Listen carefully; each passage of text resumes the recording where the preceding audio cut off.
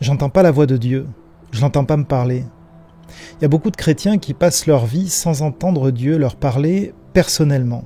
Beaucoup de croyants vivent comme si Dieu avait dit ses dernières paroles dans la Bible et s'était ensuite retiré dans une espèce de grand silence, ou comme si on pouvait l'entendre que par analogie. Puisqu'il a dit ça dans la Bible, alors ça veut dire ça pour ma propre vie, ça veut dire ça pour moi. Et évidemment, ça c'est la voie royale, parce que la Bible c'est le lieu où on apprend à connaître Dieu, parce que la Bible c'est sa parole révélée. Mais une fois qu'on connaît Dieu et que Dieu nous connaît, on apprend à reconnaître sa voix aussi dans nos vies particulières, dans nos choix à nous, dans nos décisions propres, dans nos orientations de vie. Et Jésus a dit qu'il enverrait une puissance, l'Esprit Saint, et qu'il nous enverrait auprès de toutes les nations pour faire de toutes les nations des disciples. Une puissance. Alors a priori, une puissance, ça passe pas tout à fait inaperçu dans une vie. L'Esprit nous envoie vers la moisson pour que nous annoncions l'Évangile avec puissance. Vos filles et vos fils prophétiseront, dit le prophète Joël, qui est repris ensuite par Pierre dans son discours après la Pentecôte. Vous parlerez au nom de Dieu.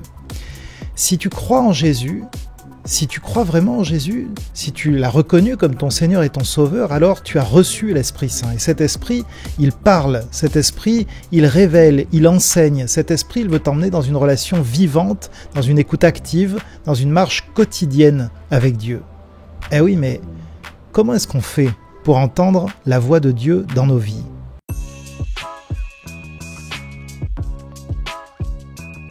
Alors je vais vous emmener dans un texte qu'on trouve dans la première épître aux Corinthiens, au chapitre 2. « Pour ma part, mes frères, lorsque je suis venu chez vous, ce n'est pas avec supériorité de langage ou de sagesse que je suis venu vous annoncer le mystère de Dieu, car j'ai jugé bon parmi vous de ne rien savoir d'autre que Jésus-Christ crucifié. Moi-même j'étais chez vous dans un état de faiblesse, de crainte et de grand tremblement. Ma parole et ma proclamation n'avaient rien des discours persuasifs de la sagesse. C'était une démonstration d'esprit, de puissance, pour que votre foi ne soit pas en la sagesse des humains, mais en la puissance de Dieu. Cependant, c'est bien une sagesse que nous énonçons parmi les gens accomplis, une sagesse qui n'est pas de ce monde, ni des princes de ce monde, qui doivent être réduits à rien. Nous énonçons la sagesse de Dieu, mystérieuse et cachée, celle que Dieu a destinée d'avance depuis toujours à notre gloire. Aucun des princes de ce monde ne l'a connue, car s'il l'avait connue, il n'aurait pas crucifié le Seigneur glorieux. Mais c'est comme il est écrit, ce que l'œil n'a pas vu, ce que l'oreille n'a pas entendu, et ce qui n'est pas venu au cœur de l'homme, ce que Dieu a préparé pour ceux qui l'aiment. Or c'est à nous que Dieu l'a révélé par l'Esprit, car l'Esprit sonde tout, même les profondeurs de Dieu. Qui donc parmi les humains sait ce qui relève de l'humain, sinon l'Esprit de l'humain qui est en lui ? De même, personne ne connaît ce qui relève de Dieu, sinon l'Esprit de Dieu. Or nous, ce n'est pas l'Esprit du monde que nous avons reçu, mais l'Esprit qui vient de Dieu, pour que nous sachions ce que Dieu nous a donné par grâce. Et nous en parlons non avec les discours qu'enseigne la sagesse humaine, mais avec ceux qu'enseigne l'Esprit, en associant le spirituel au spirituel. Mais l'homme naturel n'accueille pas ce qui relève de l'Esprit de Dieu, car c'est une folie pour lui. Il ne peut pas connaître cela parce que c'est spirituellement qu'on en juge.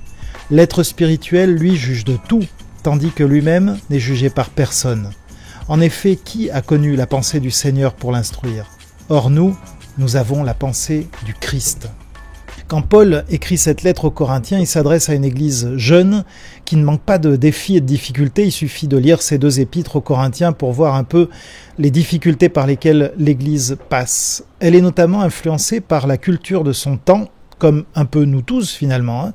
Corinthe, c'est une ville brillante, une ville commerçante, une ville qui est marquée aussi par l'usage de la rhétorique qui est chère au monde grec. Et la rhétorique, c'est quoi ? C'est l'art du discours. Et en ce temps-là, la rhétorique pouvait littéralement être une question de vie ou de mort. Son usage pouvait être une question de vie ou de mort. Parce que quand vous étiez en procès, vous deviez vous défendre vous-même. Il n'y avait pas d'avocat. Et donc, si votre vie était en jeu, vous aviez quand même plutôt intérêt à être convaincant. Et donc, on vous apprenait l'art rhétorique. Vous deviez essayer d'apprendre cet art. Et vous appreniez à persuader, vous appreniez à séduire un auditoire. Et les Grecs savaient produire des discours brillants et ils valorisaient les bons orateurs. Ils avaient même leurs champions.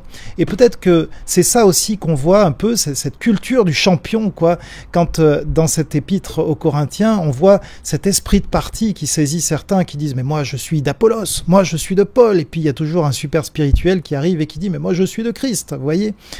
Et Paul va prendre tout le monde à contre-pied, alors à d'autres endroits aussi dans l'épître, mais ici aussi il va prendre tout le monde à contre-pied en disant « Moi je viens en faiblesse, en crainte, avec un grand tremblement ». Alors, pourquoi est-ce qu'il dit ça? Est-ce que c'est dû à une santé fragile? Est-ce que c'est dû peut-être à l'accueil difficile qu'il avait reçu à Athènes en acte 17, où on s'est littéralement payé sa tête parce qu'il parlait de résurrection des morts? On ne sait pas trop pourquoi il dit ça, mais ce qu'on sait, c'est qu'il ne se défend pas de sa faiblesse. Il s'en défend pas. En fait, il va assumer cette faiblesse parce que la sagesse avec laquelle il arrive n'est pas une sagesse humaine. Cette sagesse est une sagesse de Dieu. Elle ne vient pas d'en bas, elle ne vient pas d'un discours bien construit, elle vient d'en haut. Dans un monde qui est saturé d'opinions, de podcasts, de discours, de concours d'éloquence, de paroles en tout genre qui arrivent de toutes les manières et de plein de façons différentes, quoi. Comment, dans ce brouhaha ambiant, dans ce bruit ambiant, comment est-ce qu'on peut reconnaître une parole qui vient vraiment de Dieu? Je suis assez surpris de la facilité qu'ont vraiment beaucoup de jeunes à s'exprimer en public. Je sais pas quel âge vous avez, vous, de l'autre côté de votre écran, mais en tout cas, moi, à mon époque, quand moi j'étais jeune, s'exprimer en public, ça n'avait rien de naturel, en fait. Vraiment rien de naturel. Et je suis surpris aujourd'hui, vraiment, de cette facilité qu'ont les jeunes à prendre la parole en public, devant un micro. L'avènement des réseaux sociaux, et notamment la possibilité de faire des vidéos, peut-être n'est sans doute pas pour rien à cette facilité qu'ils ont acquis. Les jeunes ont les codes pour une communication qui est percutante, ils savent faire, ils sont nés là-dedans, en fait. Et je crois, moi, à ces capacités, je crois qu'elles sont bonnes, je crois que ça peut être un talent même qui peut être mis au service de Dieu comme un bon instrument pour la justice. Je crois qu'on doit proposer l'excellence dans les talents que Dieu nous a confiés et que cette capacité à s'exprimer en public, c'est un talent à faire fructifier. J'ai pas de problème avec la rhétorique, en fait, pour tout vous dire, je l'ai même étudiée moi-même. Mais évidemment, elle peut rien à elle seule. Paul parle ici d'une sagesse qui n'est pas celle des puissants et des rhéteurs grecs, il parle de cette sagesse mystérieuse et cachée qui vient de Dieu. Et mystérieuse, ça ne veut pas dire que c'est un truc secret, voilà, qu'on se transmettrait de maître à disciple ou je ne sais quoi. Le mot grec utilisé ici désigne quelque chose que Dieu révèle à ses enfants au moment voulu. Au verset 9, Paul parle de ce que l'œil n'a pas vu, de ce que l'oreille n'a pas entendu, de ce qui n'est pas venu au cœur de l'homme. Ce que Dieu a préparé pour ceux qui l'aiment. Et ça, c'est une citation libre d'Ésaïe 64, verset 3, dans la version de la Septante, c'est-à-dire la traduction grecque de l'Ancien Testament, d'où proviennent la plupart des citations qu'on trouve dans le Nouveau Testament, parce que c'était la traduction utilisée par les Juifs au premier siècle, y compris par les apôtres. Et ce qu'ils nous disent, c'est que il y a des choses là qui sont restées cachées aux yeux des hommes, à leurs oreilles, c'est-à-dire à leur entendement et aussi à leur cœur. Des choses que les hommes ne peuvent pas deviner par eux-mêmes, qui ne peuvent pas construire par eux-mêmes, par une belle éloquence, par une belle manière de construire leurs phrases, etc., mais qui sont révélées par le Seigneur à ceux qui l'aiment. Et c'est pour ça que vous avez des érudits qui connaissent vraiment la Bible de A à Z, quoi. Ils sont capables de vous donner tous les détails historiques que vous voulez, ils sont des maîtres en littérature biblique, ils savent tout. Ou ils savent en tout cas beaucoup de choses, ce sont des érudits, mais ils ne connaissent pas le Seigneur, et le Seigneur ne les connaît pas. Et ceux-là, malgré toute leur érudition, sont plus aveugles que l'aveugle de naissance qui a recouvré la vue. Je ne sais pas si vous vous rappelez, en Jean 9, j'aime beaucoup ce passage, Jean 9, verset 24, les pharisiens, nous dit ce texte, appelèrent une seconde fois l'homme qui avait été aveugle, et qui a été guéri par Jésus, et lui disent « Donne gloire à Dieu. Nous savons, nous, que cet homme est un pécheur. » Il parle de Jésus. Et l'homme répond « Si c'est un pécheur, je ne sais pas. Je sais une chose, j'étais aveugle et maintenant je vois. » Et ils lui dirent « Que t'a-t-il fait? Comment t'a-t-il ouvert les yeux ?» Il leur répondit « Mais je vous l'ai déjà dit, vous n'avez pas entendu. Pourquoi voulez-vous entendre à nouveau? Est-ce que vous voulez vous aussi devenir ses disciples ?» Et ils l'insultèrent et dirent « C'est toi qui es disciple de celui-là. Nous sommes disciples de Moïse.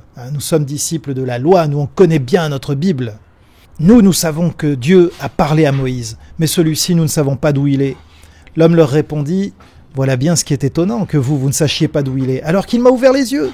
Nous savons que Dieu n'entend pas les pécheurs, mais si quelqu'un honore Dieu et fait sa volonté, celui-là, il l'entend. Jamais encore on a entendu dire que quelqu'un ait ouvert les yeux d'un aveugle-né. Si celui-ci n'était pas issu de Dieu, il ne pourrait rien faire. » Ils lui répondirent « Toi, tu es né tout entier dans le péché, et c'est toi qui nous instruis. » Et ils le chassèrent dehors.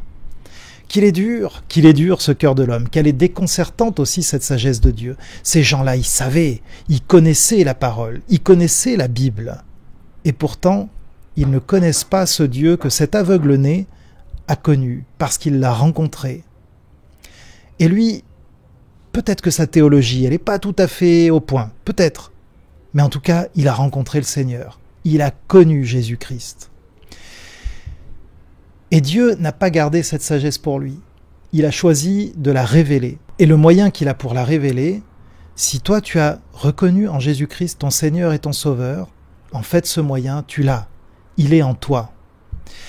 Peut-être que tu t'es déjà dit « j'aimerais entendre Dieu me parler ». Ou peut-être que tu t'es dit « en fait, moi je suis pas assez spirituel. Je vois bien, il y en a, ils arrivent et puis on a l'impression que Dieu leur parle tous les jours, tous les matins, toutes les sauces. Et moi ça m'arrive pas, ça, j'entends pas la voix de Dieu. Peut-être que je suis pas assez spirituel. » Et moi je te dis que si tu as donné ta vie à Jésus, alors Dieu te parle. Le problème, c'est pas ça. Le problème, c'est que souvent, on a les oreilles bouchées. Tu as l'Esprit Saint en toi. Et l'Esprit Saint, c'est pas un concept. L'Esprit Saint, c'est pas une émotion pendant un chouette moment de louange. L'Esprit Saint, c'est une personne vivante qui examine tout, même les profondeurs de Dieu, dit le verset 10. Personne ne connaît ce qui relève de Dieu, sinon l'Esprit de Dieu, dit le verset 11. Et cet esprit qui relève ce qui est de Dieu, il est en toi. Et il est en toi pour que tu saches ce que Dieu t'a donné par grâce.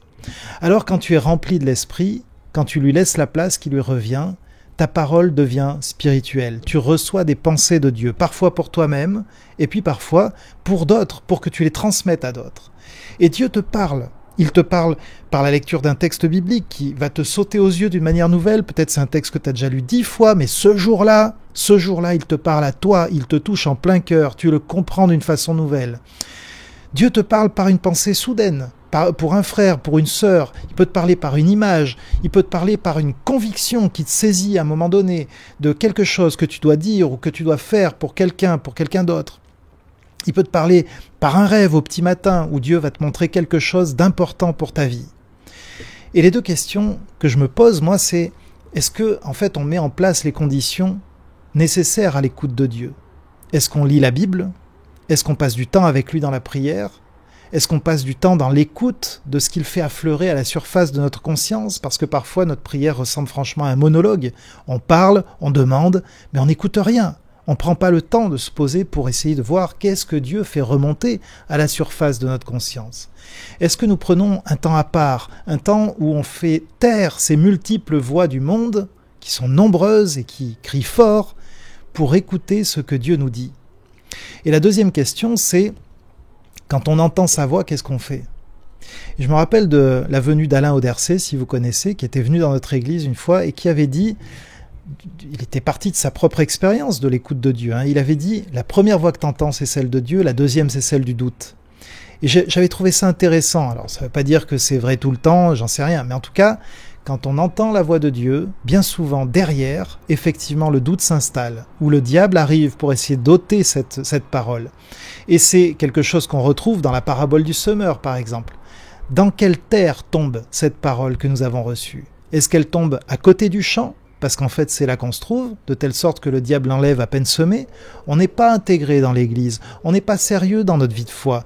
Voilà, on est à côté du champ et le diable, pouf, il enlève cette parole à peine est-elle semée.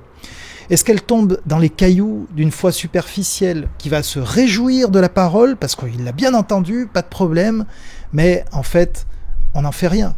On fait rien de ce qu'on a reçu parce que on n'a pas de racines. Est-ce qu'elle tombe dans les ronces de nos inquiétudes, des richesses ou des plaisirs du monde qui lui font concurrence de telle sorte qu'elle ne porte pas de fruits? Ou est-ce qu'elle tombe dans cette bonne terre d'un cœur qui la retient, comme Marie par exemple qui repassait ces choses-là dans son cœur, nous dit le texte. La bonne terre d'un cœur qui la retient, qui la chérit et surtout qui en fait quelque chose.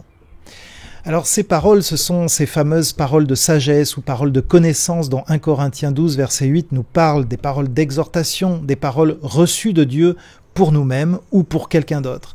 Et c'est pas forcément quelque chose de spectaculaire et on ne doit pas forcément venir en mode « Dieu m'a dit que tu dois faire ceci ou que tu dois faire cela ». En fait, on doit venir avec beaucoup d'humilité, mais quand même, ce sont des semences que l'Esprit met dans notre cœur pour édifier, pour encourager, pour consoler les frères et sœurs qui nous entourent.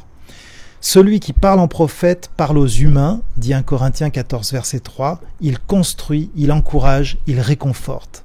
Et ensuite, ces paroles qu'on a reçues, elles sont soumises au discernement de celui qui les reçoit. J'ai 2 textes qui me font penser ça.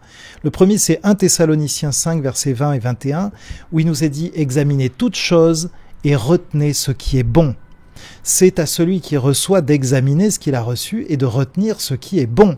Et le deuxième texte, c'est 1 Jean 4, verset 1, qui dit « Bien-aimés, ne croyez pas tout esprit, examinez plutôt les esprits pour savoir s'ils sont de Dieu. » Et oui, parce que l'esprit du mal aussi, parfois, utilise même la parole de Dieu. C'est ce qui s'est passé avec Jésus dans les tentations, dans le désert.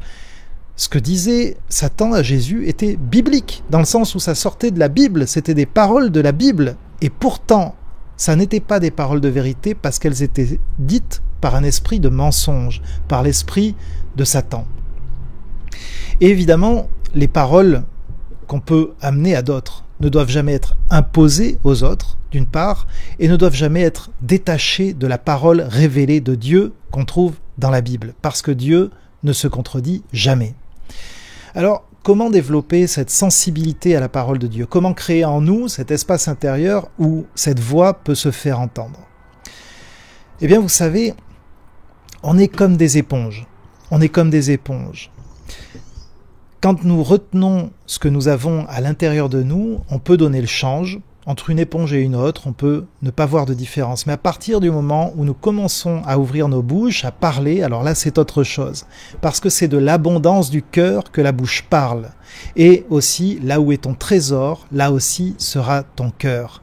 Si tu veux qu'il sorte de ta bouche des paroles qui viennent de Dieu, il faut que l'éponge que tu es, ton cœur, soit rempli du Seigneur, soit rempli de sa parole révélée, soit rempli de cette intimité que Dieu aura pu bâtir avec toi parce que tu lui auras laissé de l'espace dans la prière, dans des temps mis à part, dans des méditations durant la vaisselle ou dans tes temps de louange pendant que tu passes l'aspirateur. Il y a plein de moments possibles où on peut être dans ce temps de relation. C'est pas forcément un temps spécifique mis à part, bien que je pense que c'est important qu'il y ait des temps comme ça aussi, justement pour pouvoir se mettre à part et écouter la voix du Seigneur.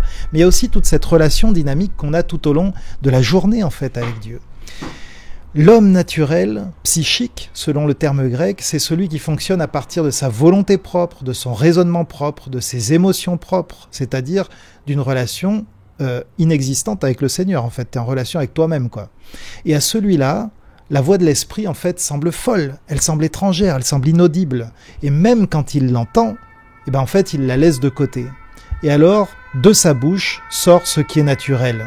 L'homme spirituel, au contraire, est rempli de l'esprit. Il se nourrit de Dieu, il se nourrit de sa parole, de sa présence, de la prière. Il se rend disponible, il fait de la place à l'esprit, de telle sorte que, quand il entend l'esprit parler, il reconnaît sa voix. Et alors, quand il ouvre la bouche, ce qui en sort est spirituel. Ce sont des paroles de grâce et de vérité qui sont pleines du fruit de l'esprit. Et si vous avez placé votre foi en Jésus-Christ, si vous l'avez fait de tout votre cœur, l'Esprit Saint vit en vous et il parle, il vous parle à vous.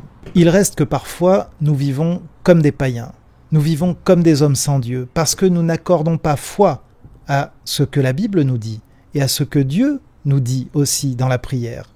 Et c'est peut-être la pire des situations parce que nous laissons alors l'ennemi voler ce que Dieu a déposé dans nos cœurs. Alors, moi je vous propose qu'on apprenne ensemble à écouter différemment.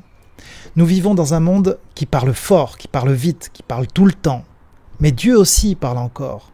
Sauf que, sauf exception, il crie pas pour couvrir ce bruit ambiant. Alors, ça lui arrive de crier. Quand vraiment on s'endurcit trop et que ça dure trop longtemps, il crie. Et je crois par exemple que la pandémie du Covid-19, de mon point de vue, c'était un cri de Dieu, une mise à l'arrêt du monde où on pouvait entendre « Mais arrêtez et sachez que je suis Dieu ». Mais dans le quotidien, la plupart du temps, Dieu chuchote. Il chuchote depuis l'intimité de notre relation avec lui. Il est là, il est derrière la porte fermée de notre chambre quand on prend le temps d'être avec lui seul, en retrait du monde. Et dans ces moments-là, il met au cœur une parole, un verset, une image, une personne. Dieu ne cherche pas des grands hommes de Dieu, de ceux qui nous impressionnent par leur éloquence ou par leur grande manière de prêcher ou je ne sais quoi. Dieu se moque du nombre de followers qu'on a sur Instagram. Dieu cherche des cœurs disponibles. Il cherche des gens ordinaires qui veulent l'écouter. T'as pas besoin d'être appelé prophète ou pasteur ou je ne sais quoi, tu as juste besoin d'être une éponge bien remplie du Saint-Esprit. Et ensuite, tu as besoin d'ouvrir ta bouche. Je prie pour que l'Église ouvre sa bouche, qu'elle partage le bon dépôt qu'elle a sur le cœur. La puissance de la Pentecôte, je ne crois pas qu'elle soit dans ce côté spectaculaire des langues de feu ou du bruit là qui a retenti dans la chambre haute. La puissance de la Pentecôte, c'est celle qui nous envoie faire de toutes les nations des disciples. Cette puissance, on la voit par exemple après la prédication de Pierre et où 3000 personnes se convertissent. Là, ça c'est puissant, ça c'est quelque chose de beaucoup plus impressionnant en fait que toutes les manifestations physiques qui peuvent se passer quand quelqu'un reçoit l'Esprit Saint ou je ne sais quoi. Non, quand quelqu'un parle et qu'une âme est touchée et se convertit, ça c'est la puissance de la Pentecôte. Et ça se fait non sur la base de notre sagesse humaine qui nous fait imaginer des techniques d'évangélisation, des programmes, des manières de faire, mais sur la base du Seigneur qui met des gens sur notre route et des paroles sur notre cœur. En chemin, proclamez que le règne des cieux s'est approché, guérissez les malades, purifiez les lépreux, chassez les démons, ressuscitez les morts. Ça c'est le programme pour l'Église. C'est le programme pour l'Église. Mais il n'y a rien de tout ça qui ne peut se faire sans une dépendance à Dieu au nom de Jésus, par son Esprit Saint. Et cette semaine, je voudrais vous lancer ce défi tout simple parce qu'en fait, il n'y a rien de compliqué. On fait parfois des grandes montagnes de tout ça, mais il n'y a rien de compliqué. Je vous propose, chaque jour, de vous caler 5 minutes, 10 minutes peut-être, dans votre calendrier et de vous poser en silence et de demander à Dieu, Seigneur, qu'est-ce que tu veux me dire aujourd'hui? Qu'est-ce que tu veux me dire que j'ai jamais pris le temps d'écouter en vrai? Et quand une pensée monte, quand un verset te vient, quand une personne t'est mise à cœur, l'écarte pas, note-la, médite-la, et si elle te dérange, peut-être même surtout si elle te dérange, laisse-lui sa chance. Demande à Dieu, est-ce que le doute là qui s'installe, il s'installe parce que je suis trompé par mon cœur tortueux, ou est-ce qu'il s'installe parce qu'en vrai, tu veux me faire avancer par ta vérité et que ça me rend un peu inconfortable? Essayons d'être francs et honnêtes avec nous-mêmes et avec les paroles que Dieu nous met à cœur. Parce qu'être un disciple, c'est être d'abord quelqu'un qui apprend à reconnaître la voix de son maître. Fais ça et tu verras que Dieu parle encore.